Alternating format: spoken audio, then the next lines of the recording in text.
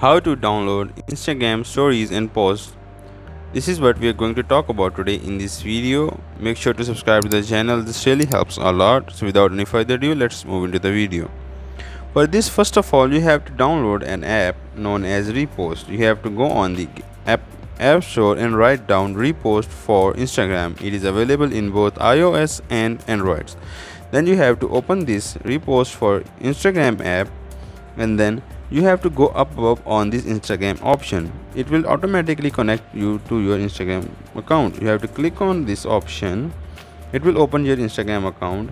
Now you have to select the picture by clicking on these three dots and then go to link. As you click on the link, then you have to go back on this video option. Now it will automatically detect the link and post, and it will upload the new video here. You have to wait for some time. As it is loaded over here, you have to click on that, and now you can download it or share it by clicking on share, and now you can download it from here.